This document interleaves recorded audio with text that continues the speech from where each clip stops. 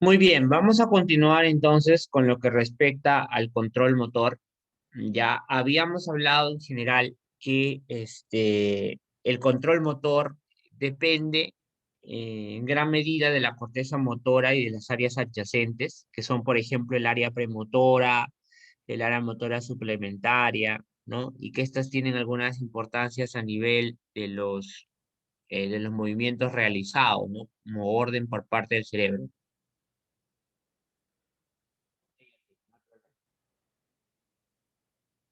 Entonces,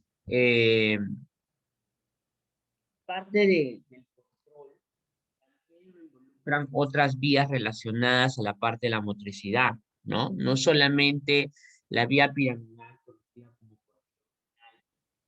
es la única que ejerce los efectos sobre la motricidad, sino también existen otras vías que forman parte de los movimientos, ¿no? Y entonces ahí tenemos que la corteza motora en general, ¿no? Da una gran cantidad, ¿no? de fibras, ¿no? Sobre todo pequeñas que van habitualmente dirigidas en regiones profundas del cerebro y también a nivel del tronco encefálico. Así, por ejemplo, hay acciones procedentes, ¿no? que devuelven las colaterales hacia la misma corteza y además se cree que estas pueden tener alguna acción, por ejemplo, en la inhibición, Doctor, no se le ¿no? escucha bien. Ahora, mejor, Ahora sí, doctor. ya, a ver, repito. Muy bien. Entonces, como decía, ¿no? Existen neuronas que van inclusive hacia la misma corteza, o sea, que saliendo de la corteza motora regresan a la misma corteza motora para, por ejemplo, tener algún efecto inhibitorio, ¿no? sobre la corteza, ¿no? Dos, existen, por ejemplo, un gran número de fibras que va desde la corteza hasta estructuras más inferiores sin llegar a la médula espinal, como son algunas fibras que van ¿no? hacia, eh, hacia, por ejemplo, ¿no? el bulbo raquídeo, como son y además el cerebro intermedio, como son parte del diencéfalo, ¿no? Así, por ejemplo, hay fibras que van hacia el núcleo caudado, hacia el putamen, ¿no? Y de aquí, ¿no? Mandan vías adicionales que se extienden, por ejemplo, al cerebro, a la médula espinal, ¿no? Y que tienen diversos efectos que vamos a ver más adelante. Además, existe una cantidad moderada de fibras que llegan al núcleo rojo, que es una estructura de sustancia gris que se encuentra en el mesencéfalo, ¿no? Y desde estos núcleos pasan, pues, unas vías, o sea, axones que viajan a otros lados, como son en la médula espinal, axones que se conocen como en conjunto como la vía o tracto rubroespinal, que viene de rubro, que es el núcleo rojo, ¿ya? ¿Ah? Muy bien. Otro número moderado de fibras, ¿no? Se desvían en, por ejemplo, en los núcleos vestibulares y la sustancia reticular en el cerebro, ¿no? Y de aquí se mandan señales, por ejemplo, también a la médula espinal, ¿no? A través de dos tractos distintos, el tracto rubroespinal y el tracto vestíbulo espinal, y otras que van, por ejemplo, al cerebelo, ¿no? Que se conoce como retículo cerebelosas y vestíbulos cerebelosas, ¿no?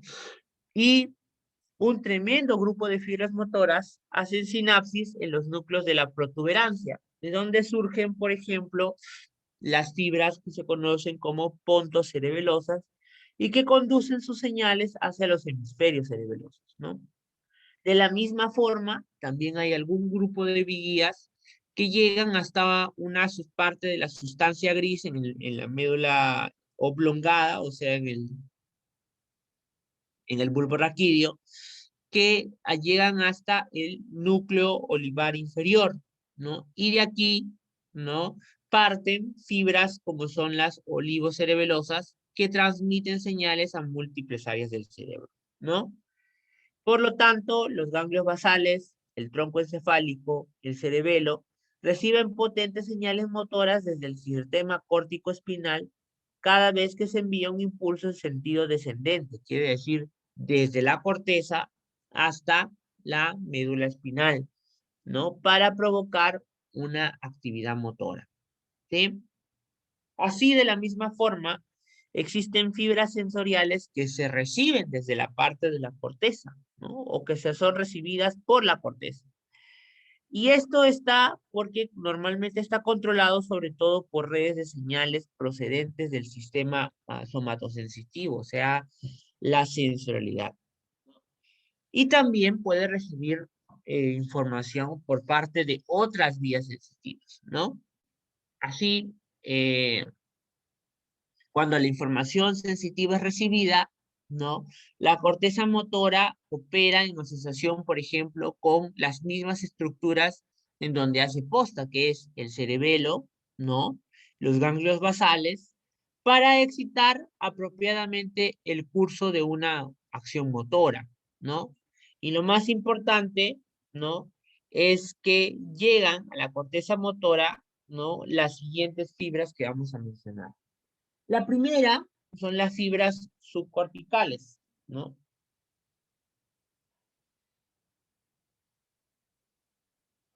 Las fibras subcorticales son procedentes de regiones vecinas al cerebelo, ¿no? Como son, por ejemplo, las áreas somasensitivas de la corteza parietal, ¿no? Áreas de la corteza frontal, como son la corteza premotora, la corteza visual y auditiva. También llegan a través del cuerpo calloso fibras cerebrales del lado opuesto, ¿no? Fibras somatosensitivas que proceden directamente desde el complejo ventrobasal del tálamo, ¿no? Que transportan, por ejemplo, señales cutáneas, señales articulares, musculares desde la periferia del cuerpo, ¿no? Núcleos ventrolateral y ventroanterior del tálamo, que a su vez reciben señales, por ejemplo, del cerebelo, los ganglios basales, ¿no? Y estas vías, pues, transmiten el impulso necesario para que haya el control y el adecuado funcionamiento a cargo de la corteza motora por parte de los movimientos, ¿no? Así también fibras a través de núcleos especiales en el interior del tálamo, los cuales se llaman los núcleos intralaminares, ¿no? Y generan pues la excitabilidad de la corteza que actúa sobre la variable de la mayoría de las regiones de la corteza motora, ¿no? Entonces, de esa forma, ustedes pueden ver que la corteza motora, o sea, las fibras que salen aparentemente desde esta circunvolución parietal ascendente, ¿no? Perdón, frontal ascendente, ¿no? Y que van hasta la espinal para ejercer la segunda motoneurona, ven que en realidad es un proceso más complejo, ¿no? No solamente involucran esas dos neuronas, sino que en el trayecto tanto reciben información como mandan información a centros inferiores de la motricidad. Vamos a hablar de alguna de estas vías, como son, por ejemplo, el núcleo rojo, ¿no? El núcleo rojo funciona prácticamente en íntima asociación con la vía córtico-espinal, recibe un gran número de fibras directas desde la corteza motora primaria a través del fascículo córtico rúbrico. Eh, esta Estas fibras que provienen de la corteza hacia el núcleo rojo, el cual se encuentra en el mesencéfalo, se llama el tracto córtico rubro, y a partir de allí nacen pues fibras hacia el cerebelo, ¿no? Como son el núcleo, hacia el núcleo dentado y el núcleo pontino, que está a nivel del mismo interior del cerebelo, ¿no? Porque el cerebelo es como una especie de corteza especial, motora, ¿no? Y también fibras que viajan hasta la médula espinal, específicamente hasta la motoneurona. Se llama la formación, ¿no? O el tracto rubroespinal, ¿no? Entonces, el fascículo rubroespinal, que es este que ustedes pueden ver acá, cruza hacia el lado opuesto en la parte inferior del tronco encefálico y sigue un trayecto justo adyacente a al córtico-espinal por delante de ella hacia las columnas laterales de la médula espinal, ¿no? Estas fibras acaban sobre todo en interneuronas de regiones intermedias de la sustancia gris medular, junto con fibras espinales, ¿no? Pero algunas terminan directamente sobre motoneuronas anteriores, ¿no? Entonces, posee conexiones íntimas con el cerebelo, parecidas a las que existen entre la corteza motora y el cerebelo, ¿no? Y además hay las vías córtico-rubroespinales, ¿no? Que actúa como camino accesorio a la transmisión de señales relativamente diferenciadas desde la corteza hacia la médula espinal. Otra forma mediante el cual lleva información motora y que también hace, deja posta o deja algunas neuronas en su trayecto, ¿no? Es a nivel del bulbo raquídeo, y específicamente del tronco encefálico, mejor dicho, ¿no? ¿Por qué? Porque se cree que el tronco encefálico tiene el control de varias funciones sumamente vitales, ¿no? Por ejemplo, el control de la respiración, ¿no? El control del sistema cardiovascular, la formación, el control parcial de la formación de la función gastrointestinal, ¿no? El control de cualquier movimiento estereotipado del cuerpo, control del equilibrio, control de los movimientos de los ojos, ¿no? Y que prácticamente sirve como una estación, una vía de estación para signos de comando, ¿no? De otros centros motores. Entonces, los núcleos que están en el interior son prácticamente dos, que son los núcleos reticulares pontinos y los núcleos vulvares pontinos, ¿no? Entonces, los núcleos reticulares se dividen en dos grupos, los núcleos reticulares pontinos y los núcleos reticulares vulvares. Núcleos reticulares pontinos son poco posteriores y laterales a la protuberancia y se extienden hacia lo que es el mesencéfalo. Mientras que los núcleos reticulares vulvares, ¿no? Ocupan toda la longitud del bulbo con una posición ventral y medial cerca de la línea media, ¿no? En general, los núcleos pontinos excitan los músculos antigravitatorios, ¿no? Y los vulvares habitualmente hacen lo contrario, o sea, relajar a los músculos eh, antigravitatorios. Miren ustedes, existen una gran cantidad de grupos nucleares, ¿no? Grupos reticulares nucleares, medulares, los grupos reticulares pontinos, así como los núcleos, por ejemplo, vestibulares, ¿no? Entonces, el núcleo reticular pontino, por ejemplo, terminan sobre motoneuronas anteriores mediales que activan, por ejemplo, músculos axiales del cuerpo, ¿no? O sea, generalmente de la columna vertebral, los que lo sostienen en contra de la gravedad y que corresponden a músculos de las vértebras y extensores de las extremidades, ¿no? Lo que genera una intensa activación de lo que son los músculos antigravitatorios. Los músculos, las neuronas del sistema reticular vulvar más bien transmiten señales inhibitorias hacia las mismas motoneuronas antes mencionadas, ¿no? A través de una vía diferente que se conoce como el fascículo retículo espinal vulvar, ¿no? Situado en la columna lateral de la médula, y estos núcleos reticulares reciben potentes colaterales aferentes desde el fascículo córtico espinal y el fascículo rumbroespinal y otras vías, ¿no? Muy bien. Eso es en cuanto a, por ejemplo, el bulbo raquídeo. Otra importante función que manejan otros centros inferiores, mejor dicho, no conscientes, son, por ejemplo, el cerebelo, ¿no? El cerebelo y prácticamente los ganglios basales son centros importantes que ayudan a mantener el control adecuado del movimiento y a mantener la fineza de los movimientos, ¿no?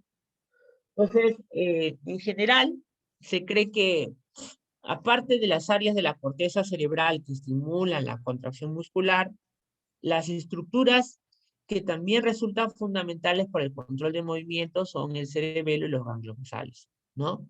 Si bien es cierto, ni el cerebelo ni los ganglios basales son capaces de controlar la actividad muscular por sí solos, ¿no? Habitualmente, en su lugar, estas estructuras funcionan asociadas a otros sistemas de control motor. Así, por ejemplo, el cerebelo representa un papel fundamental en la coordinación temporal de las actividades motoras y en el paso suave y rápido desde un movimiento muscular al siguiente músculo, ¿no? También puede regular la intensidad de la contracción muscular cuando varía la carga, ¿no?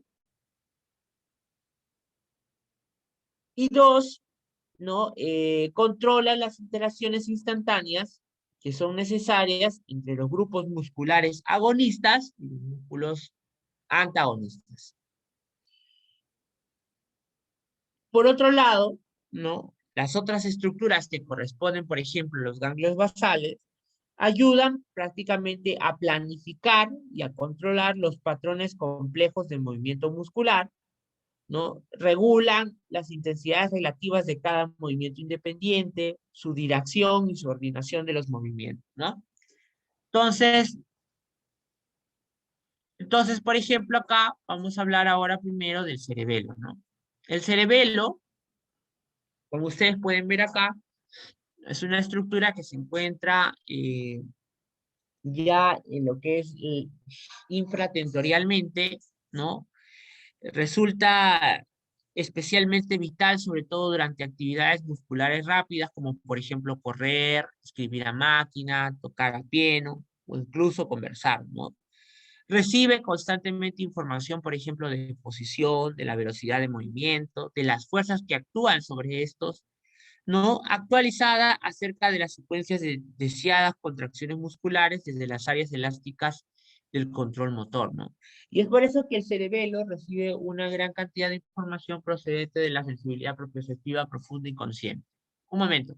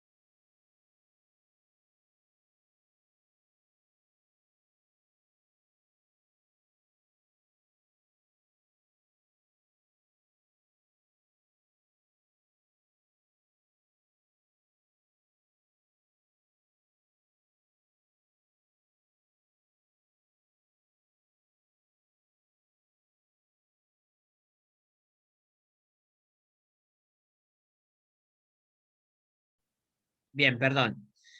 Entonces, como les estaba diciendo, el cerebelo es un importante segmento de control para la parte motora, ¿no? Si bien es cierto, el cerebelo no es como la corteza motora, es decir, no es capaz de generar órdenes por sí solo para la motricidad, ciertamente actúa en funciones como la regulación, como la coordinación de los movimientos, ¿no? Digamos, el cerebelo es el que le da la fineza a los movimientos que realizamos, ¿no? Porque las órdenes provenientes de la corteza motora habitualmente son órdenes que no tienen, pues, digamos, todos los movimientos debidamente regulados como tienen que ser para que finalmente demos una respuesta, ¿no? Como por ejemplo escribir, ¿no? Poder aprender a conducir una bicicleta, etcétera, ¿no? Entonces hay varias, antes de que la orden motora llegue hasta la motoneurona, ¿no? Tiene que pasar por toda una serie de regulaciones previamente para ejercer un movimiento correcto. Y esto se da gracias al cerebelo, ¿no? Entonces, prácticamente lo que hace el cerebelo es contrasta los movimientos reales descritos por la información sensitiva periférica de retroalimentación con los movimientos pretendidos al sistema motor, ¿no? Eso quiere decir es que recibe el feedback proveniente del movimiento que se acaba de realizar, ¿no? Por parte de los receptores propioceptivos profundo conscientes para mejorar la siguiente orden motora que se esté dando. Entonces, es como eh, básicamente realiza funciones que son subconscientes, ¿no? Instantáneas de corrección del sistema motor, colabora con la corteza cerebral para la planificación por anticipado del siguiente movimiento secuencial, ¿no? Por ejemplo, la función del cerebelo se ve prácticamente evidente cuando uno hace funciones motoras automáticas, ¿no? Por ejemplo, conducir una bicicleta, escribir, caminar, ¿no? Entonces, habitualmente colabora con la secuencia de los movimientos un segundo antes de que éste se pueda dar, ¿no? Mientras se está ejecutando inclusive, lo que ayuda a la persona a pasar con suavidad de un movimiento al siguiente. Aprende de los errores, ¿no? Si un movimiento no es exacto, ¿no? Aprende del siguiente para poder mejorar la exactitud de la siguiente contracción o flexión, ¿no? Eh, en general, se dice que el cerebelo, ¿no? Maneja, pues, importantes funciones, ¿no? Cuando uno ve al cerebelo, cuando uno ve al cerebelo, ¿no? Podemos encontrar que se localiza en la fosa posterior del cráneo, inmediatamente por debajo del lóbulo occipital, y está conectado con el tronco encefálico a través, por ejemplo, de tres pedúnculos, ¿no? El pedúnculo cerebeloso superior, medio e inferior. Entonces, desde la superficie de la corteza externa solamente se puede ver ya la visibilidad de la gran cantidad de neuronas que puede llegar a tener la corteza cerebelosa, ¿no? Y está recubierta por la corteza que envuelve sustancia blanca, pero también en el interior de ella tiene núcleos cerebelosos, ¿no? Es decir, formaciones de núcleos celulares, o sea, núcleos de neuronas que interpretan una información y dan una respuesta, ¿no? Ahí, por ejemplo, nosotros, si nosotros tratáramos de ver cuáles son las formaciones nucleares que en el interior del cerebelo hay, sabríamos que hay, por ejemplo, lo que se conoce como los núcleos cerebelosos, que son el núcleo fastigial, el núcleo globoso, el núcleo emboliforme y el núcleo dentado, ¿no?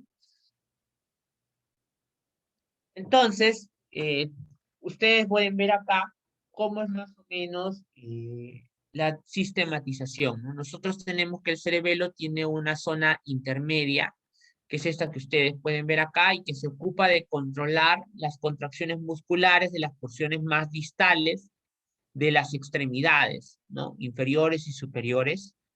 La zona lateral, perdón, la zona lateral, ¿no? La zona lateral del hemisferio que opera en un nivel mucho más remoto porque esta área se sume a la corteza cerebral para la planificación de las actividades motoras secuenciales, ¿no? Las porciones axiales del cuerpo que quedan prácticamente situadas en el medio están en esta zona muy medial que se conoce como el vermis cerebeloso, ¿no? O cerebro intermedio. Mientras que las regiones faciales y de las extremidades se hallan en las zonas intermedias. Por eso ustedes pueden ver acá, miren ustedes, aquí están una representación de cómo el esquema corporal se encuentra distribuido en la corteza cerebelosa, ¿no? Entonces, la conectividad con la corteza cerebral permite a las porciones laterales de los hemisferios desempeñar una función importante en la planificación y la coordinación de las actividades musculares secuenciales rápidas del cuerpo que suceden una tras otra en cuestiones de fracción de segundo, ¿no? Entonces, miren ustedes, acá tienen toda la cantidad de vías que pueden salir o entrar desde el cerebelo. La cantidad de estructuras que llega al cerebelo es una gran cantidad. Miren ustedes, una vía aferente es, por ejemplo, la vía córtico-pontocerebelosa, es decir, aquella que viene desde la corteza, hace posta en la protuberancia o el puente de Barolio y luego se va hacia el cerebelo, ¿no? Esa es la vía córtico-pontocerebelosa, ¿no? Que acá ven acá, pontocerebelosa. Otras vías, por ejemplo, tenemos el fascículo olivocerebeloso, que viene desde el núcleo olivar, ¿no? Desde el núcleo olivar hasta el cerebelo, ¿no? El núcleo olivar que está prácticamente a la altura del puente de Barolio, ¿no? Eh, por ejemplo, tenemos estas fibras que son procedentes desde la corteza cerebral motora, ganglios basales, y extensiones de regiones de la forma reticular y medular, ¿no? Espinal. Otras fibras, como son las vestíbulos cerebelosas, y todas acaban en el lóbulo flóculo nodular y en el núcleo del fascicio del cerebelo, ¿no? Las fibras reticulares, ¿no? Otras, el fascículo espinocerebeloso, ¿no? Que es el que viene desde la misma médula espinal hasta el cerebelo, ¿no? O sea, asciende. Y el fascículo espinocerebeloso ventral, ¿no? Muy bien. De la misma forma, como tenemos fibras que llegan, tenemos fibras que salen, ¿no? Así, por ejemplo,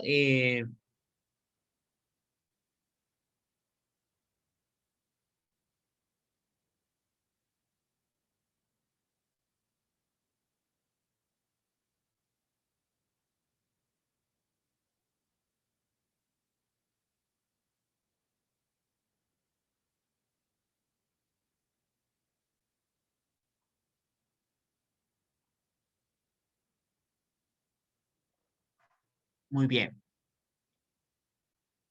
Entonces, miren ustedes, acá tenemos las señales transmitidas por fascículos espinocerebelosos dorsales, ¿no? Que son transmitidas, por ejemplo, desde usos musculares, ¿no? Receptores somáticos repartidos por todo el cuerpo, como órganos tendinosos, ¿no? Los receptores táctiles grandes de la piel, ¿no? Y que transmiten información, por ejemplo, de contracción muscular, de grado de tensión de los tendones musculares, ¿no? Por ejemplo, de posición y velocidad del movimiento de diversas partes del cuerpo, las fuerzas que actúan sobre las superficies corporales, ¿no? Y entonces ustedes se habrán dado cuenta aquí que estamos hablando básicamente de propioceptiva profunda inconsciente, ¿no? Tal como ya hemos mencionado.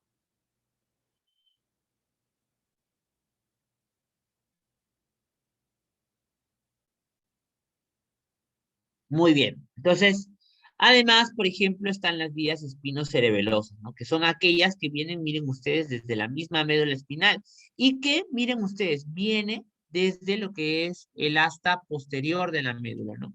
Y si yo me acuerdo, el asta posterior de la médula, entre las formaciones que llevaba o la información que lleva, por ejemplo, es la tipa sensitiva, ¿no? Que llega hasta el mismo cerebelo. Y estas espinas cerebelosas ventrales reciben mucha menos información desde los receptores periféricos y en su lugar se activan básicamente por señales motoras que llegan ¿no? A las astas anteriores de la médula espinal misma, ¿no? Desde, por ejemplo, el encéfalo a través del fascículo córtico espinal y rubro espinal, y los generadores internos de patrones motores en la propia médula, ¿no? Así, por lo tanto, las fibras de la vía central comunican al cerebelo que señales motoras han llegado a las astas anteriores y dicha retroalimentación, ¿no? Se llama como copa de deferencia, ¿no? Copia de deferencia, mediante el cual una determinada orden ejercida por la neurona es inmediatamente retroalimentada hacia el cerebelo para saber si la orden ha sido correcta, ¿no? Y se está ejerciendo adecuadamente el movimiento. También, de la misma forma, hay eferencias, o sea, neuronas que salen del cerebelo. Y dentro de la masa cerebelosa, a cada lado hay tres núcleos profundos que son el dentado, ¿no? El interpuesto, ¿no? Y el núcleo fastigial, ¿sí? Entonces, una vía que nace de las estructuras de la línea media del cerebelo, o sea, del vermis, y a continuación atraviesa el núcleo fastigial en su camino hacia regiones, por ejemplo, vulvares, puntinas y todo el tronco encefálico, funciona en íntima asociación con el aparato del equilibrio, ¿no? Y con núcleos vestibulares del tronco encefálico para controlar el equilibrio, ¿no? Y también está vinculado, por ejemplo, para la formación reticular, que es una agrupación de neuronas de el bulbo raquídeo, ¿no? Y además ayuda principalmente a coordinar, por ejemplo, contracciones recíprocas entre los músculos agonistas y antagonistas de las porciones periféricas. Una función importante es la contribución de la coordinación a áreas sensibles de áreas de actividades motoras excesivas, ¿no? Por ejemplo, que ejercen las múltiples vías que salen desde, por ejemplo, el núcleo dentado, ¿no?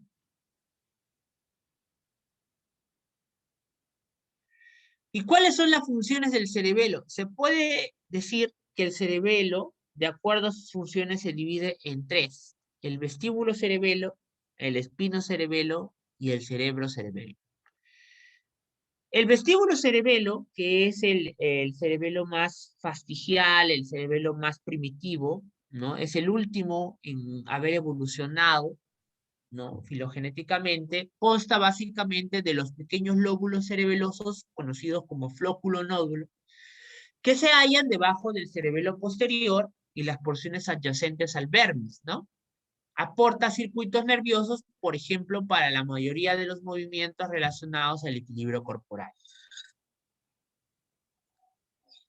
El espinocerebelo, ¿no? Que es este nivel prácticamente está constituido por la mayor parte por el vermis del cerebelo, eh, posterior y anterior, y además de zonas intermedias adyacentes a sus dos lados, proporciona el circuito encargado de coordinar los movimientos de las porciones distales de las extremidades, en especial de las manos y de los dedos. Y el cerebro cerebelo, que es prácticamente el último en evolucionar, es el cerebelo más complejo, ¿no?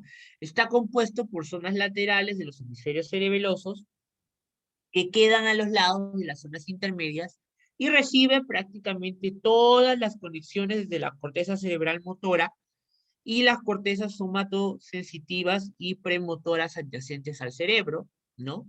Transmite su información de salida en sentido ascendente de nuevo hacia el cerebro, actuando de modo autorregulador junto con el sistema sensitivo motor de la corteza cerebral para planificar los movimientos voluntarios secuenciales del tronco y de las extremidades.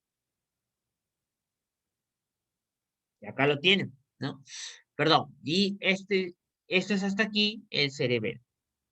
Otro elemento importante que sirve para el control de las funciones motoras lo ejercen las estructuras que se conocen como ganglios basales.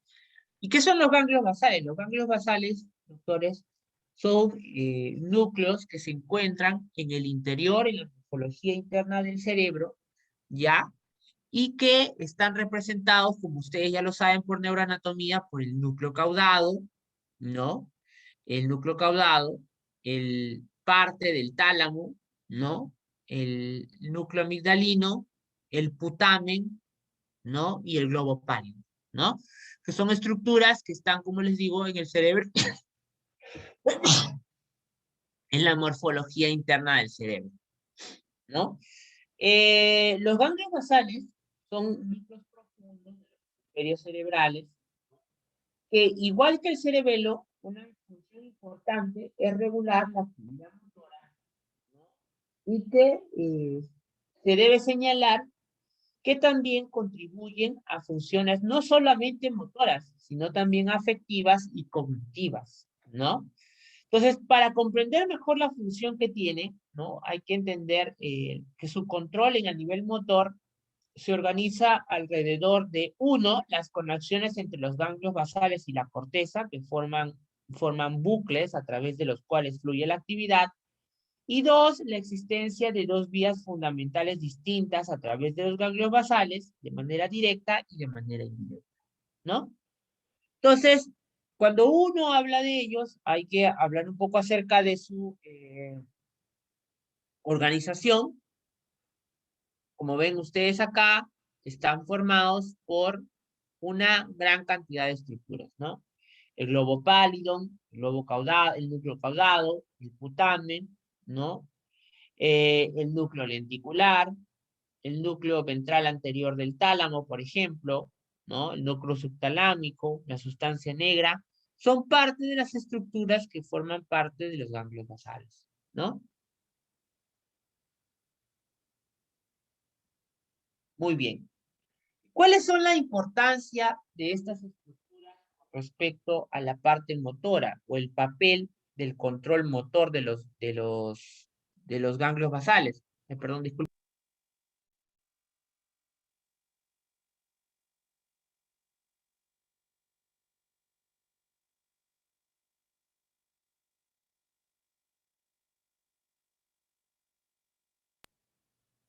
Bien, entonces, como ustedes pueden ver, las funciones que ejerce el papel del control motor eh, influyen en áreas motoras corticales.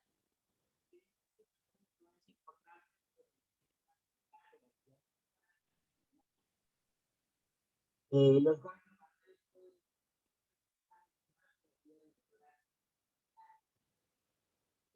y inclusive ven lo que es el control motor, que consiste con el funcionamiento del sistema córtico-espinal con un objetivo o con objeto de controlar los patrones complejos de actividad motora, ¿no? Tienen vías principales que atraviesan los ganglios basales encargadas de ejecutar patrones de movimientos aprendidos, ¿no? Llegan a la porción interna del globo pálido, ¿no? Más tarde de los ganglios talámicos, ¿no? De relevo, y finalmente regresan a la corteza cerebral motora primaria, ¿no? Y a su salida vuelven sobre todo a la corteza motora primaria y a la corteza motora suplementaria. De tal manera que todo el tiempo, a la par que la corteza motora da órdenes, se está retroalimentando por parte de la información proveniente de los ganglios basales, ¿no? Y que esta información pues le permite regular adecuadamente el movimiento y hacer un movimiento correcto, ¿no? Entonces, dentro de otras funciones, ¿no? Involucran, como les decía, funciones no motoras. Y esas funciones no motoras involucran, por ejemplo, el conocimiento, cognición, ¿no? Además, la mayoría de las acciones motoras se dan como consecuencia de pensamientos generados por la mente, ¿no? Se extienden a lo largo de todos los lóbulos del cerebro, ¿no? Para, por ejemplo, dar información a áreas como son el área prefrontal, ¿no? El área prefrontal, que tiene que ver con el tema de la cognición y de la conducta, ¿no? Muy bien. Entonces, las ganglios basales son tan importantes que el circuito generado por los ganglios basales dan un movimiento que es ordenado, ¿no? Esto, por ejemplo, se puede ver en algunas patologías, como por ejemplo el Parkinson, el cual es Es una patología donde se deteriora una de las estructuras de los ganglios basales, lo cual es la sustancia negra, mediante la disminución de su neurotransmisor especial, que es la dopamina, ¿no? Por ejemplo, también una enfermedad rara, que es la corea de Huntington, ¿no? Donde hay una degeneración del núcleo caudal, ¿no? Donde el paciente pues se caracteriza por tener movimientos totalmente desordenados, ¿no? Sin un patrón en específico, ¿no? Y que evidentemente pues disminuye la calidad de vida de la persona, ¿sí? Muy bien. Vamos a pasar ahora a hablar acerca de las funciones cerebrales superiores. Previamente vamos a hacer un break pequeño de unos 5 minutos. ¿Sí, muchachos? ¿Tienen alguna duda hasta ahora?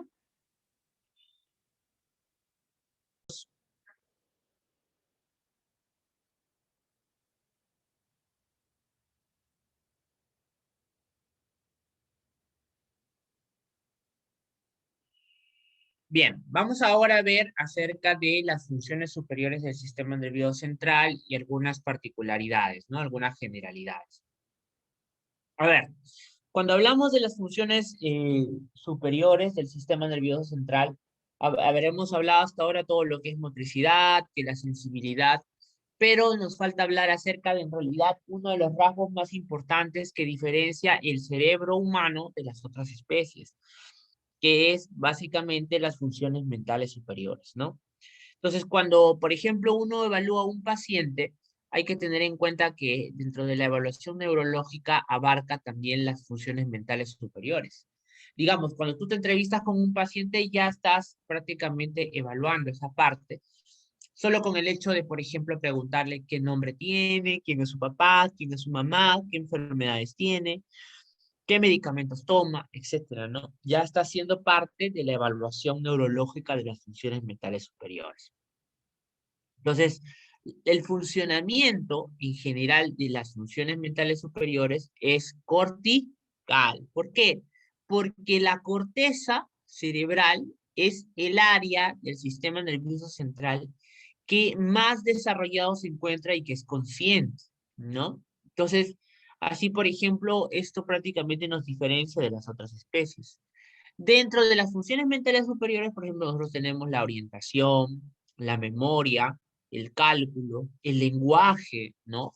El juicio, la abstracción, el contenido del pensamiento, la ejecución de actos complejos que se conoce como praxias, la percepción sensorial compleja conocida como gnosias, ¿no? Son elementos importantes dentro de las funciones mentales superiores. Entonces, existen bloques funcionales del encéfalo, ¿no?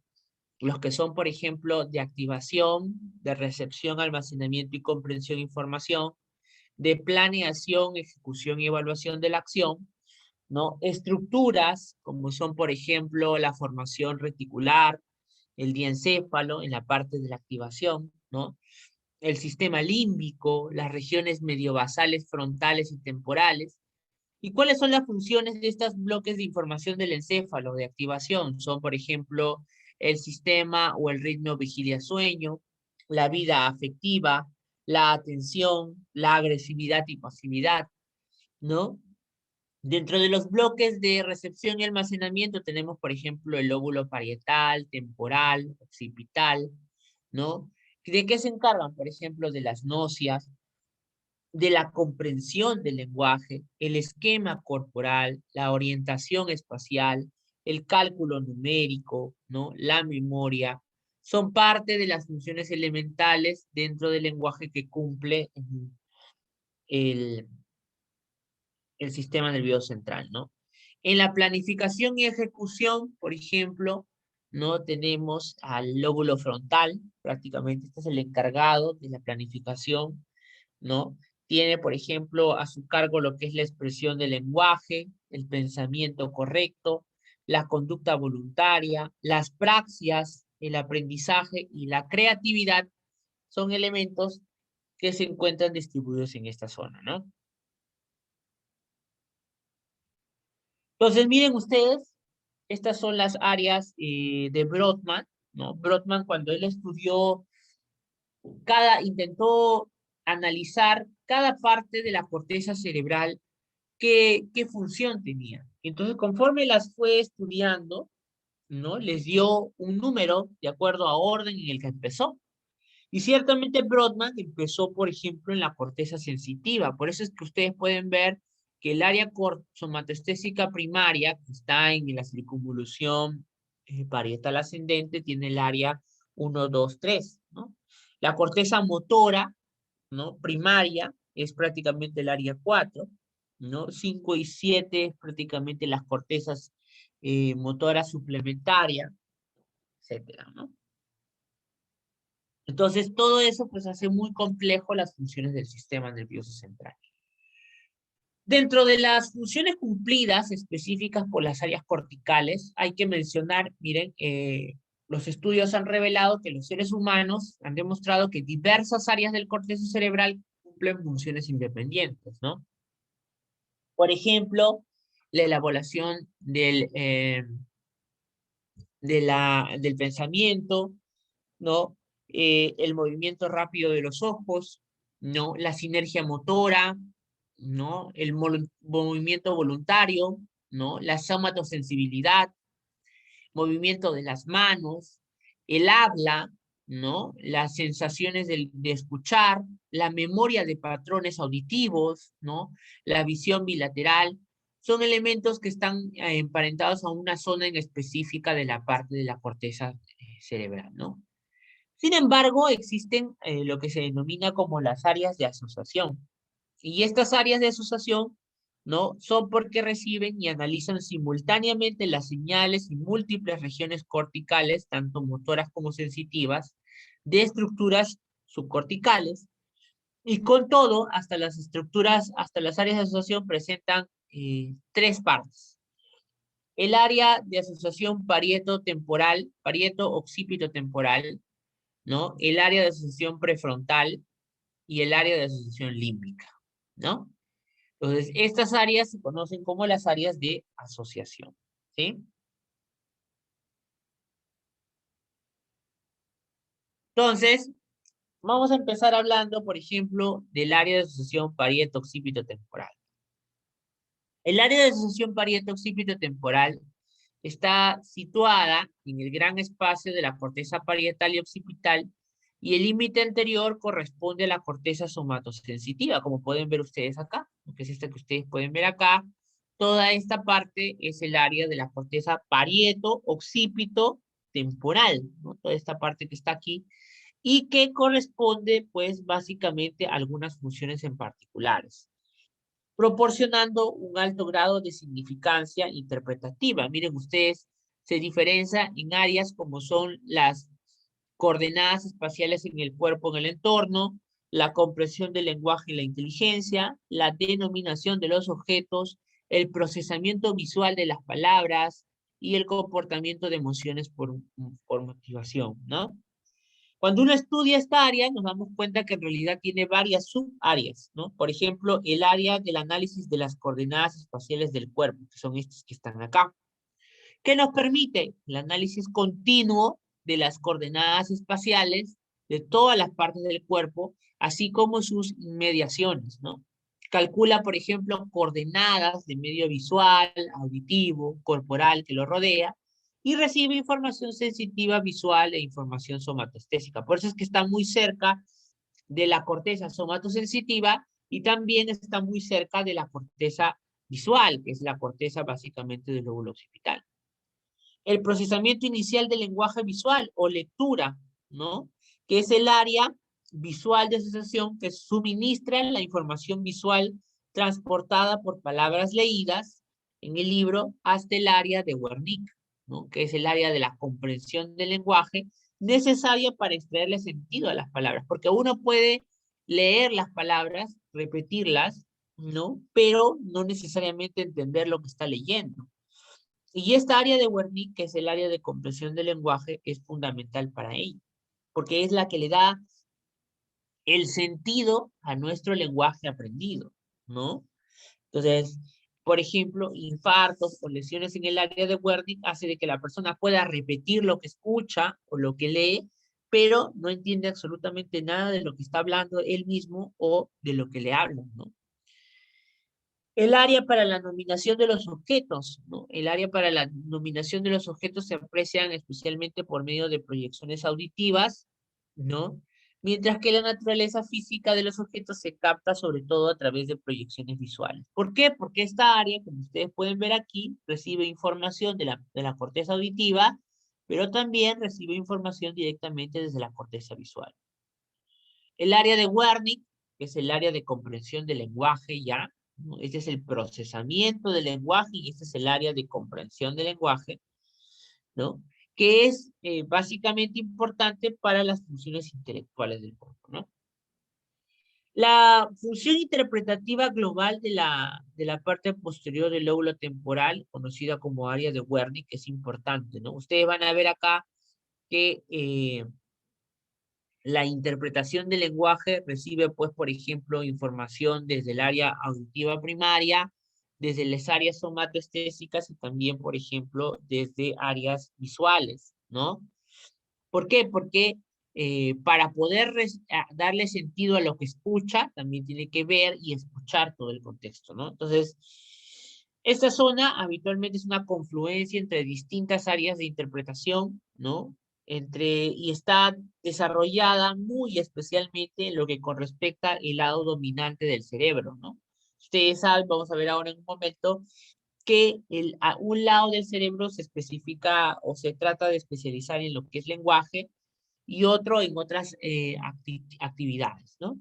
Entonces, ocupa el lugar más importante de todos los elementos de la corteza cerebral, con vistas a alcanzar niveles de comprensión más altos de funcionamiento cerebral, y habitualmente después de una lesión, por ejemplo, en esta área, que es el área de Wernicke, una persona podría oír perfectamente bien e incluso reconocer diversas palabras, pero aún así ser incapaz de organizarlas en un pensamiento coherente, ¿no? Entonces, en este mismo sentido, también puede ser capaz de leer palabras en una página impresa, pero no, por ejemplo, de identificar el pensamiento encerrado en ellos. Quiere decir que tú, por ejemplo, le dices que repita algo, lo va a repetir, o le dices que lea algo, lo va a leer, pero no lo puede entender, ¿no? ¿Por qué? Porque no le da el pensamiento abstracto para poder entender el mensaje bajo ese sonido, ¿no? Esto sería a fase de comprensión, ¿no? La patología. Exactamente, ¿no? Es la fase de comprensión. La fase de Wernicke es la fase de comprensión del lenguaje. El paciente puede leer, puede escuchar, repetir las palabras, pero no entiende, no repite, no le da un pensamiento abstracto a las frases, ¿no? El área de asociación prefrontal, que es un área que funciona básicamente íntimamente con la asociación de corteza motora, planificando, por ejemplo, patrones complejos, ¿no? De secuencias de actos motores, y recibe una información sensitiva bastante amplia, ¿no? Acá nosotros tenemos que esta área genera lo que es la planificación de los movimientos, pero no solamente eso con la parte motora, sino que elabora pensamientos. De ahí entonces que, por ejemplo, el área prefrontal también está emparentada con, por ejemplo, algunos trastornos del pensamiento, ¿no? Se dice inclusive que almacena lo que es la memoria operativa a corto plazo, que se emplea para combinar nuevos pensamientos, y cerca a ella nosotros podemos encontrar a un área especial pequeña que está por debajo casi del gyrus triangular de la circunvolución frontal inferior, que se conoce como el área de Broca. Y el área de Broca tiene también una importancia sobre el lenguaje, que es donde se ponen en marcha y se ejecutan los planes y los patrones motores para la expresión de la palabra, incluso de frases cortas. Cuando nosotros tenemos, por ejemplo, una alteración del área de Broca, ¿no? La persona entiende lo que se le dice, pero no puede generar un adecuado seguimiento de palabras o patrones que den un adecuado mensaje, ¿no? Él te entiende, pero no lo puede transmitir, ¿no? Porque el que debe de asociar y planificar todos los patrones motores para que se pueda dar una adecuada palabra, no funciona adecuadamente, ¿no? El área de asociación límbica, que está situada en el polo anterior del lóbulo temporal, ¿no? En la porción ventral del lóbulo frontal y en la circunvolución singular, ¿no? Fíjense ustedes, el área límbica o el lóbulo límbico que está formado por la circunvolución del cíngulo, el istmo, la circunvolución para-hipocampal, ¿no? Es un área que está muy emparentada con, por ejemplo, con las emociones, el comportamiento, la memoria, ¿no? Entonces proporciona la mayoría de los impulsos emocionales para activar otras áreas del encéfalo o incluso suministra el estímulo encargado de motivar el propio proceso de aprendizaje, ¿no? El área de reconocimiento de la cara, ¿no? Que ese es un área que está básicamente por debajo, prácticamente en la circunvolución temporal, ¿no? Se localiza en los lóbulos occipitales, además de las caras medioventrales de los lóbulos temporales. Y esto es lógico porque evidentemente tiene que estar emparentada también con la corteza que viene de la parte visual. Entonces la porción occipital, esta área para el reconocimiento facial, queda contigua a esa corteza y su porción temporal está íntimamente vinculada, por ejemplo, con el sistema límbico, ¿no? Es decir, con el sistema de las emociones, las conductas, etcétera, ¿no? El término de hemisferio dominante nace porque se dice de que, ¿no? Existe un hemisferio, ¿no? Más que dominante, encargado prevalentemente de una función comparado con otro, ¿no? Y esto es, por ejemplo, ¿no? Las funciones interpretativas generadas por el área de Wernicke, ¿no? La circunvolución angular, así como las funciones que cumplen las áreas del lenguaje, ¿no? Entonces se dice que más o menos el 95% de las personas, este tipo de función, sobre todo el área de Wernicke, ¿no? De comprensión del lenguaje, está básicamente regido o dado por un hemisferio preferentemente, ¿no? Que en el 95% de las personas suele ser el hemisferio dominante izquierdo, ¿no? Y las áreas motoras encargadas de controlar las manos dominantes en el hemisferio izquierdo del cerebro es 9 de cada 10 personas, lo que se traduce en la mayoría de la que la gente sea habitualmente diestra, ¿no? ¿Por qué? Porque al estar el área preferentemente motora encargada aparentemente de la mano de mayor agilidad, estar en el lado izquierdo, como ustedes saben, ¿no? Esto se decusa hacia el otro lado y por eso habitualmente, no todas, las personas, la mayoría suelen ser diestras, ¿no? Sin embargo, hablar de un hemisferio no dominante no quiere decir que es un hemisferio menos importante, no. Simplemente se trata de que está preferentemente especializado en otras funciones no asociadas al lenguaje, como por ejemplo, eh, ¿no? La interpretación de la música, las experiencias visuales de carácter no verbal, ¿no? Como patrones visuales, las relaciones especiales entre persona y su medio, la significación de lo que se conoce como el lenguaje corporal, la entonación vocal de las personas, ¿no? Entonces, realmente el término de dominante no está del todo bien dicho, ya que se refiere sobre todo a funciones intelectuales, ¿no? Sin embargo, el hemisferio derecho habitualmente, ¿no? Es en realidad un hemisferio encargado de otro tipo y diversos tipos de inteligencias diferentes a las de carácter del lenguaje, ¿no? Y así entonces nosotros tenemos una importante función en la comunicación, ¿no? Porque el lenguaje, que es prácticamente lo que nos diferencia de otras especies, tiene facetas. Y esas facetas van desde la sensitiva, o sea, la recepción del lenguaje, en la que participan ojos, oídos, ¿no? Y la motora, es decir, la emisión del lenguaje, que abarca, por ejemplo, la vocalización y su control, ¿no? Y esto lo podemos ver muy bien en, por ejemplo, patologías que previenen después de un infarto o de un sangrado, que dañan estas zonas. Y ahí tenemos, por ejemplo, cuando una parte del cerebro daña lo que es nuestra capacidad para entendimiento y comunicación del lenguaje, se conoce como la afasia, ¿no? Entonces acá está lo que decía el doctor, que es la afasia de Wernicke y la afasia global, ¿no? Entonces, algunas personas, por ejemplo, consiguen entender el lenguaje hablado o escrito, pero en cambio, son incapaces de interpretar el pensamiento que expresan, ¿no? Y este trastorno suele suceder cuando se lesiona o se destruye, por ejemplo, el área de Wernicke en la parte posterior de la circunvolución temporal superior en el hemisferio dominante, y por tanto, esa fase se conoce como la fase de Wernicke, ¿no?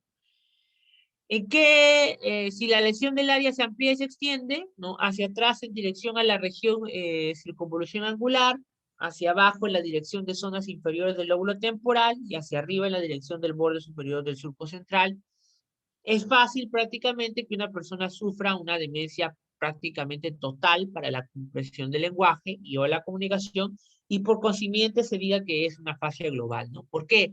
Porque aquí ya no hay un entendimiento total por parte del lenguaje. Ya no puede entender ni lo que ve, ni lo que escucha, nada. Puede repetir, ¿no? Darles, hablar con propiedad las palabras, pero no hay el pensamiento abstracto, o sea, no le da el significado a las palabras que está dando, ¿no? Entonces, el proceso del habla entraña, pues, dos etapas principales: la formación en la mente de las ideas que vayan a expresarse, y dos, el control motor de la vocalización y el acto real de su propia emisión, ¿no? Entonces, la pérdida del área de Broca, por ejemplo, produce algo que se llama como la fascia motora. ¿Ustedes se acuerdan? El área de Broca estaba en el lóbulo eh, frontal, ¿no? En ocasiones una persona es prácticamente capaz de decidir lo que quiere expresar, pero no consigue con el aparato bucal emitir las palabras en vez de ruidos, ¿no? Y este efecto se denomina la fascia motora y deriva de una lesión en el área del lenguaje de Broca que se halla en la región facial premotora y prefrontal de la corteza cerebral en un 95% en el hemisferio izquierdo, ¿no? Entonces, ¿qué es lo que permite? Permite articular adecuadamente. La articulación, ¿no? ¿Qué es el acto de la articulación de la palabra? Está constituido por actividades musculares de todo lo que son los músculos de la boca, de la lengua, la nariz, de las cuerdas vocales, ¿no? Cuando ustedes hablan, no solamente es que el aire entra y sale por la laringe, ¿no?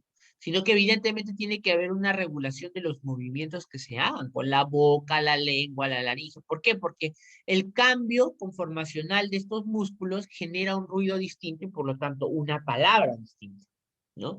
Entonces ustedes ahora o yo, por ejemplo, estamos hablando, ¿no? Y yo no estoy pensando en cómo voy a articular la lengua o la boca para que me salga un determinado sonido, simplemente hablas y ya. Entonces, todo eso se da gracias a la articulación de la palabra, ¿no? Entonces, las regiones faciales, laríngeas de la corteza activan estos músculos y el cerebelo, los ganglios basales y la corteza sensitiva contribuyen, por ejemplo, a controlar la secuencia y la intensidad de las contracciones musculares, haciendo un uso generoso de los mecanismos de retroalimentación, ¿no? Las funciones del cuerpo calloso y de la comisura anterior, ¿no? ¿Cuáles son? Consiste en poner información almacenada en la corteza del hemisferio a disposición de áreas corticales correspondientes al hemisferio expuesto. Siendo que, por ejemplo, nosotros tenemos un hemisferio dominante, entre comillas, que se encarga del lenguaje, ustedes comprenderán entonces que, por ejemplo, si es solo un encargado de esto, significa que necesito información no solo del mismo hemisferio, sino del otro lado. Entonces, por lo tanto, tiene que existir la forma de comunicar a los dos hemisferios, ¿no? Y eso es gracias al cuerpo calloso y algunas otras comisuras como la comisura blanca anterior. Entonces, en el corte, el cuerpo calloso bloquea la transferencia de información desde el área de Wernicke, ¿no? Y las funciones intelectuales que cumplen esta región, ¿no? Pierden el control sobre la corteza motora, ¿no? ¿Qué pasaría si yo corto totalmente el cuerpo calloso? Pues perderá, ¿no? Lo que es el estímulo proveniente del otro lado, por lo tanto, el contextualizarlo adecuadamente en el lenguaje, ¿no? Además, si yo corto, por ejemplo, el cuerpo calloso, impido el paso de información somática y visual desde el hemisferio derecho hacia el área de Wernicke. En el hemisferio dominante izquierdo, la sensibilidad de este tipo procedente del lado izquierdo a menudo no alcanza esta zona cerebral de interpretación general y no puede utilizarse para tomar una decisión, ¿no? Y cuando además también se corta este cuerpo calloso, ¿no? Se interrumpe todas las porciones cerebrales conscientes completamente independientes, ¿no? Muy bien. Entonces, en el contexto, como les decía, ¿no? La corteza cerebral tiene aparentemente un área dominante que, más que dominante, está encargada del lenguaje, ¿no? Del lenguaje, como son, por ejemplo, el llamado hemisferio dominante de izquierda. Otra función importante cerebral es, por ejemplo, la memoria, ¿no? La memoria es un elemento importante para el cual nos ayuda en el aprendizaje y luego posteriormente realización de actividades y de comunicación con el entorno, ¿no? Se dice que las funciones principales de los niveles superiores del sistema nervioso son prácticamente dos: el aprendizaje, que más o menos lo hemos visto hasta ahora, y la memoria, ¿no? Entonces, se dice, ¿no?, que la memoria es parte, ¿no?, íntimamente relacionada de los eventos que nosotros vamos teniendo a lo largo de nuestra vida, ¿no? Adquirimos información y persistentemente la mantenemos y la podemos evocar, o sea que no solamente la adquirimos y la guardamos, sino que la podemos reutilizar para poder realizar nuestras acciones, ¿no? Y el proceso por el cual se da la memoria, ¿no?, es la codificación, el almacenamiento de la información, ¿no?, activación del sistema límbico, la evocación de la memoria, ¿no?, y sus redes de asociación. Entonces, cuando uno habla, por ejemplo, en el almacenamiento de la memoria, ¿no?, el almacenamiento de la memoria es como la memoria. Los acontecimientos recientes parecen quedar prácticamente relacionados con la memoria a corto plazo a través de una actividad neural progresiva, porque habitualmente Doctor, no se escucha nada. ¿Ahora sí? ¿Me escuchan? A ver si. En este momento no. Ya, como les decía, cuando uno ve los acontecimientos recientes, estos acontecimientos recientes quedan almacenados en lo que se conoce como la memoria a corto plazo a través de una actividad neural progresiva, ¿no? Ya que habitualmente esta memoria a corto plazo se mantiene solamente durante algunos minutos, ¿no? Habitualmente se utiliza, por ejemplo, para recordar números de página del libro, ¿no? Después de buscarlos, por ejemplo, en un índice, ¿no? La memoria a largo plazo se puede subdividir en una forma intermedia, que puede ser eliminada, y una forma duradera, que es difícil de eliminación, ¿no? La pérdida de la memoria, conocida como amnesia, puede ser debida a una pérdida de la información de la memoria en sí misma o a una interferencia con el mecanismo de acceso de información. Y la memoria a largo plazo probablemente conlleva modificaciones estructurales porque puede permanecer intacta incluso tras episodios de desestructuración, por ejemplo, de la memoria a corto plazo. Dentro de las estructuras que están emparentadas hacia la corteza, hacia la memoria, vamos a ver que están, por ejemplo, las cortezas de los lóbulos temporales, ¿no?, que parecen ser muy importantes para la memoria, ya que, por ejemplo, cuando hacemos una extirpación, por ejemplo, bilateral de la memoria, perdón, del lóbulo temporal, específicamente una parte de ella que se llama el hipocampo, podemos ver que hay una alteración grave y permanente de la memoria reciente, ¿no? Entonces, la memoria, como les decía, puede dividirse en a corto y a largo plazo. En a corto plazo puede ser memoria sensorial, ¿no? O puede ser una memoria de trabajo. A largo plazo, la memoria explícita o memoria declarativa y la memoria implícita o memoria procedimental, ¿no? Y ahí está, ¿no? La memoria declarativa, la memoria reflexiva, es la memoria a largo plazo, la memoria a corto plazo. ¿Y cuáles son las estructuras implicadas en la memoria? Pues ahí está lo que se conoce como el lóbulo límbico, que es el hipocampo, ¿no? La circunvolución parahipocampal, el istmo y el cíngulo, ¿no? Que es esa circunvolución que está encima del cuerpo calloso, ¿ya? Pero sobre todo el hipocampo, ¿no? El hipocampo es una de las estructuras más importantes para la memoria. ¿Y qué es el hipocampo? Pues el hipocampo, ¿no? Es una superficie, está en la superficie media del lóbulo temporal, almacena y recupera información hasta que se consolida, ve lo que es el aprendizaje y la memoria espacial, la orientación, la memoria asociada a emociones, ¿no? Emociones retrógradas y la amnesia anterógrada. Y esta está habitualmente en el interior de la corteza del lóbulo temporal. ¿Ustedes se acuerdan cuando veían neuroanatomía, el lóbulo temporal? Había una parte de corteza cerebral que estaba como escondida por dentro del lóbulo temporal, ¿no?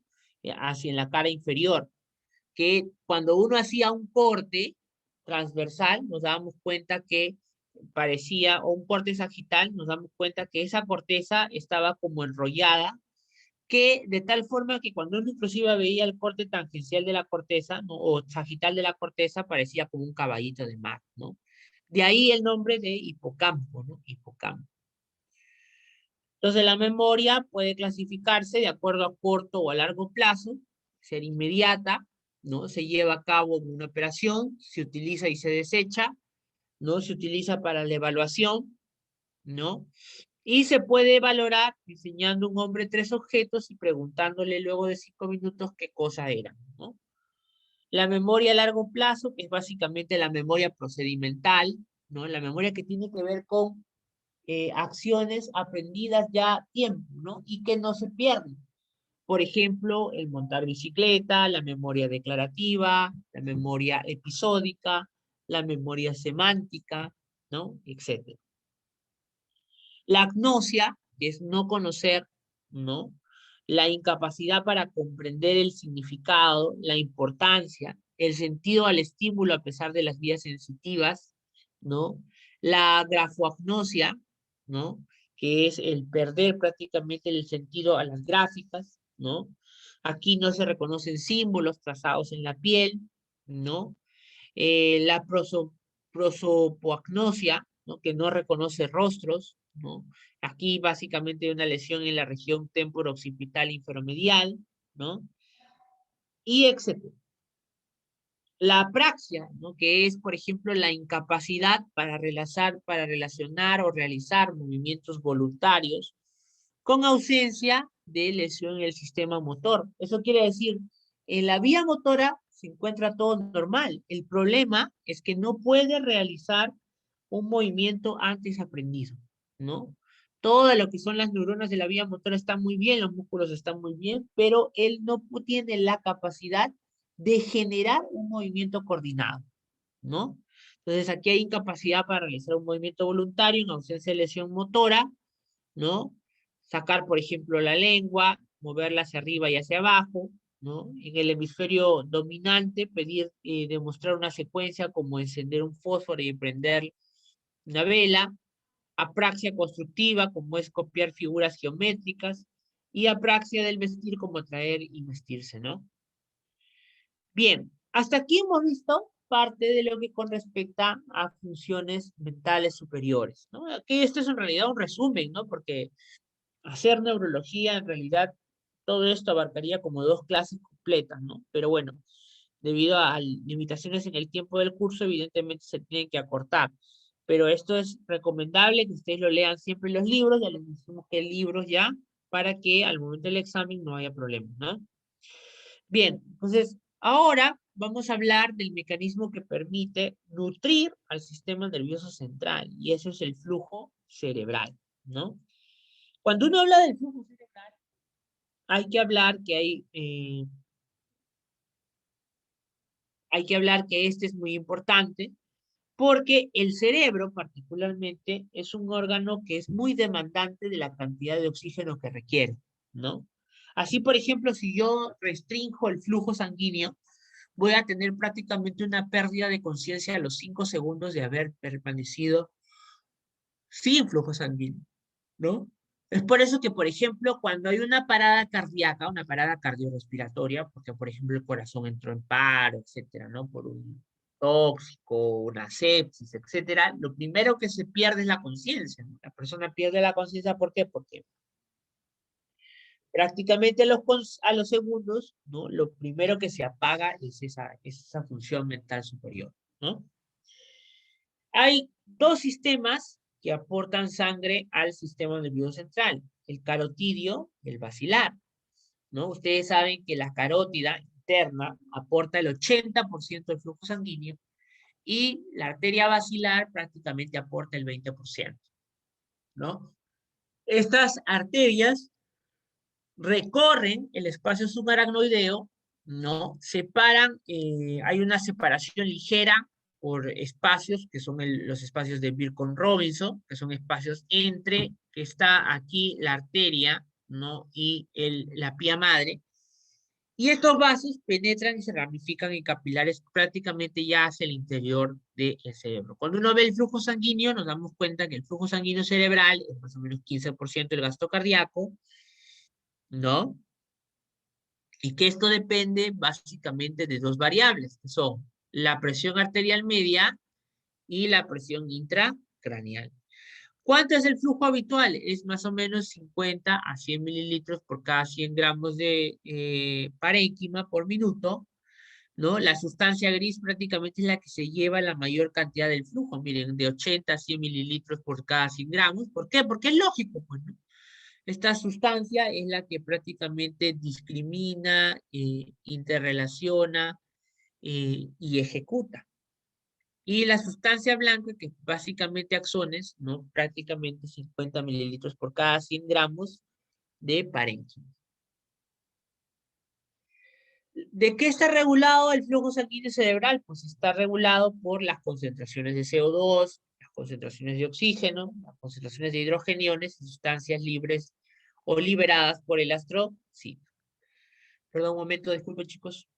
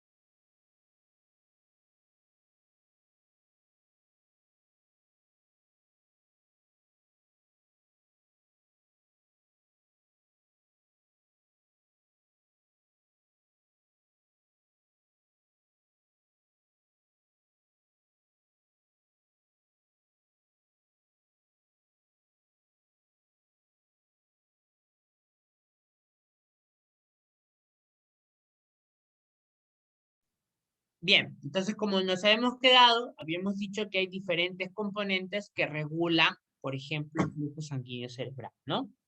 Entonces, uno de ellos, por ejemplo, es la concentración de CO2, ¿no? De hecho, la presión parcial de CO2 es un regulador importante por parte del flujo sanguíneo cerebral.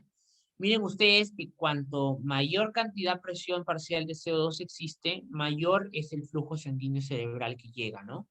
Y la concentración de O2 también de la misma forma, ¿no?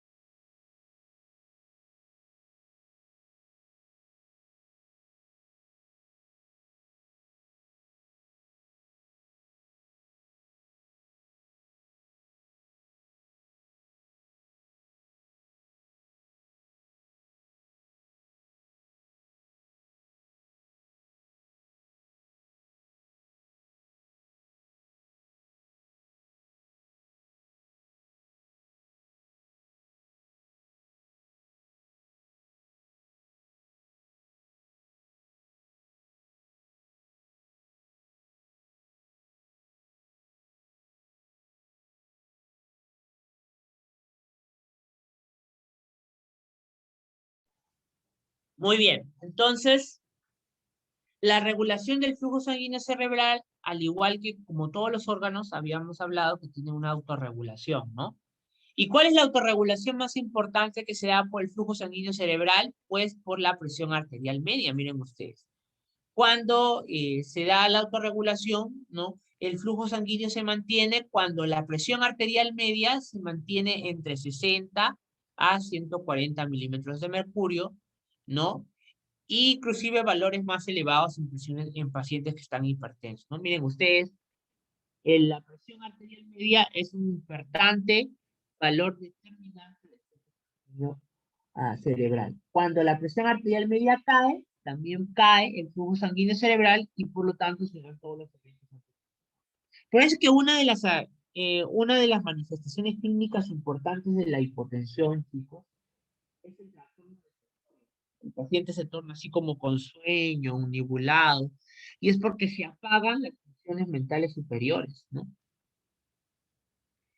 Otro elemento importante a mencionar es la barrera hematoencefálica, ¿no? La barrera hematoencefálica, que es la barrera que evita, ¿no? Es una barrera especial que evita que el sistema nervioso central tenga contacto directo o a ella puedan pasar, o a él, mejor dicho, puedan pasar algunos elementos que no son deseados, ya que el sistema nervioso central, así como cualquier órgano, es completamente estéril, pero particularmente el sistema nervioso central tiene que tratar de ser menos accesible hacia otros organismos, ¿no? O otras partículas, ¿no? Entonces, para ello está lo que se conoce como la barrera hematoencefálica. ¿Quiénes conforman la barrera hematoencefálica? La conforman, por ejemplo, los citos, ¿no? Están unidos mediante uniones conjuntas los pericitos, ¿no? Que están envolviendo finalmente a este, que son las células endoteliales, que tienen, miren ustedes, tiene uniones estrechas, restringidas, que de esa forma evita y no es, hace que no sea muy fácil el paso de una partícula del interior del vaso sanguíneo hacia afuera a lo que corresponde al parénquima cerebral. Esta conformación de uniones estrechas, astrocitos, pericitos, endotelios que tienen uniones estrechas sumamente fuertes, hace que la barrera hematoencefálica sea muy eficaz para evitar el paso de agentes extraños. Tanto es así que, por ejemplo, cuando uno da medicamentos, por ejemplo, para el sistema nervioso central, una de las cosas que tiene que tener en cuenta es la capacidad del medicamento para poder traspasar la barrera hematoencefálica, ¿no? Porque si no pasa la barrera hematoencefálica, pues nunca llegará al sistema nervioso central, ¿sí? Entonces, miren ustedes el capilar del sistema nervioso central totalmente envuelto, prácticamente hay uniones estrechas, muy, muy, muy estrechas, no son como habitualmente fenestradas, como los capilares habituales. Y encima están envueltos por los astrocitos, ¿no? Que forman algo como así, como una especie de barrera basal glomerular, ¿no? ¿Cuáles son las funciones? Pues una barrera física anatómica, una barrera química, una interfaz interregulatoria, ¿no? Bioquímica, ¿por qué? Porque para el transporte selectivo, ¿no? De enzimas endoteliales, etcétera, ¿no? Y reguladora, por ejemplo, del metabolismo, la modificación de sustancias en la sangre, como aminoácidos y glucosa, ¿no? Mantiene constante el entorno para las neuronas del sistema nervioso central, previene el escape de los neurotransmisores de sitios del sistema nervioso central, ¿no? Evita el acceso rápido de algunas drogas o medicamentos, ¿no? Por ejemplo, no ionizados, ¿no? Como son liposolubles, ¿no? Etcétera. Y la inflamación y la irradiación y tumores pueden destruir esta barrera, ¿no? Permitiendo la entrada, ¿no? En el cerebro de sustancias que usualmente son excluidas, como son, por ejemplo, antibióticos, marcadores radioactivos. La celularidad de la barrera hematoencefálica depende de las células endoteliales, los pericitos, que son células microgliales fagocíticas encargadas de mantener homeostasis, y los procesos astroglianos. Y miren, ahí tienen la unión estrecha de la célula endotelial, ¿no? A diferencia de las otras células endoteliales que son fenestradas, que dejan a propósito pasar el contenido, las uniones endoteliales entre las células vasculares, ¿no? Son sumamente complejas. Entonces, las sustancias que atraviesen esta barrera hematoencefálica son habitualmente liposolubles, ¿no? Con un buen intercambio de gases entre oxígeno y CO2. Se transporta con facilidad por medio de receptores y sustancias hidrosolubles y por canales iónicos que permiten el paso de electrolitos, ¿no? Y ahí está, miren. Otro componente importante a mantener en cuenta es, por ejemplo, la de el líquido cefalorraquídeo, ¿no? El líquido cefalorraquídeo es el líquido donde está prácticamente ubicado, ¿no? El sistema nervioso central, porque ustedes sabrán que el sistema nervioso central no está pues nadando solo, ¿no? En el interior de la cavidad raquídea y la cavidad del sistema nervioso central. Sin embargo, nosotros tenemos regiones sin barrera hematoencefálica, donde, por ejemplo, la eminencia media hipotalámica, el órgano subfornicial, ¿no? El órgano subcomisural, el órgano vasculoso de la lámina terminal, el área postrema y la glándula pineal. Son prácticamente las áreas donde no hay barrera hematoencefálica. Y ahí están, el área postrema, el área subfornicial, la glándula pineal, ¿no? La eminencia media, la lámina terminal, ¿no? ¿Qué es el líquido cefalorraquídeo? Es el líquido que cubre conjuntamente con las meninges a todo el encéfalo y la médula espinal. ¿Y qué son las meninges? Las meninges son capas que recubren, pues, ¿no? Que tiene como función la protección, soporte de los vasos sanguíneos y contiene en el interior a lo que se conoce como el líquido cefalorraquídeo. Ya conocemos por anatomía que tiene tres capas, ¿no? La dura madre, el aracnoides y la pía madre, y que en el interior hay un sistema de cisternas, y ese sistema de cisternas son como algo parecido a lo que sucede con los senos paranasales, ¿no? Agujeros en el interior del encéfalo por donde se transmiten algunas sustancias especiales, ¿no? Y que de alguna forma también reducen el peso o la masa en general que suelen llegar, el peso que suele tener el encéfalo y que le permite ese cierto grado de libertad en el líquido cefalorraquídeo, ¿no? Cuando vemos los espacios en el interior del sistema ventricular, vemos que hay dos ventrículos, los dos ventrículos laterales, el cuarto ventrículo y el tercer ventrículo, ¿no? Que, como les digo, están recubiertos por una membrana, que es la pía madre, ¿no? Y que además tiene plexos coroideos, o sea, formaciones vasculares que permiten la formación del líquido cefalorraquídeo. Y ahí están los agujeros o cisternas en el interior del cerebro, que son los ventrículos, ¿no? Miren ustedes, hay dos ventrículos laterales, uno y dos.